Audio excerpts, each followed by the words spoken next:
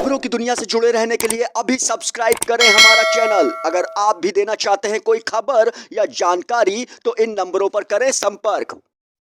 प्रधानमंत्री नरेंद्र मोदी ने मन की बात कार्यक्रम में हिस्सा लिया। ये मन की बात कार्यक्रम का 81वां एपिसोड था। पीएम मोदी ने नदियों के महत्व के बारे में चर्चा की। मोदी ने कहा, नदी हमारे लिए भौतिक वस्तु नहीं बल्कि जीवंत इकाई है, तभी तो हम नदियों को माँ कहते हैं। हमारे कितने ही पर्व हो, त्योहार हो, उत्सव हो, उमंग हो, ये सभी हमारी इन माताओं की गोद में ही तो होते हैं। पीएम मोदी ने यह भी कहा कि आज़ादी के अमृत महोत्सव में उन स्वतंत्रता सेनानियों को भी देश के सामने सुना है जिनकी 75 सालों में कोई चर्चा नहीं हुई। पीएम मोदी ने मन की बात में महात्मा गांधी, लाल बहादुर शास्त्री और दीनदयाल उपाध्याय का भी जिक्र किया। उन्होंने कहा कि बारिश के बाद बिहार और पूरब के हिस्सों में छठ का महापर्व मनाया जाता है। पीएम ने कहा कि आजकल ई नीलामी चल रही है। ये इलेक्ट्रॉनिक नीलामी उन उपहारों की हो रही हैं जो मुझे समय समय पर लोगों ने दिए। इस नीलामी से जो पैसा आएगा वो नमामि गंगे अभियान के लिए समर्पित किया जाता है। उन्होंने कहा कि बहुत लोग जानते होंगे कि जिस साबरमती के तट पर महात्मा गांधी ने साबरमती आश्रम बनाया था, पिछले कुछ दशकों से ये साबरमती नदी सूख गई थी।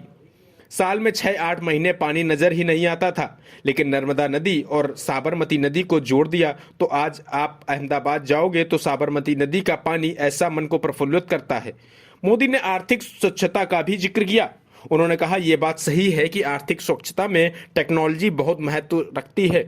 उन्होंने कहा कि एक महीने में यूपीआई से 335 करोड़ ट्रांजैक्शन हुए हैं। उन्होंने बताया कि खादी और हैंडलूम का उत्पादन भी कई गुना बढ़ा है। पीएम मोदी ने कहा कि सियाचिन ग्लेशियर का तापमान -60 डिग्री तक भी जाता है, वहां आम इंसान के रहने की बस की बात नहीं है। उन्होंने हाल ही में सियाचिन ग्लेशियर पर दिव्यांगों की टीम का जिक्र करते हुए बताया कि कुछ ही दिन पहले सियाचिन के इस दुर्गम इलाके में 8 दिव्यांगजनों की टीम ने जो कमाल कर दिखाया वो हर देशवासी के लिए गर्व की बात है। पीएम मोदी ने बताया कि देश में दिव्यांगजनों के लिए ऐसे कई प्रयास चल रहे हैं।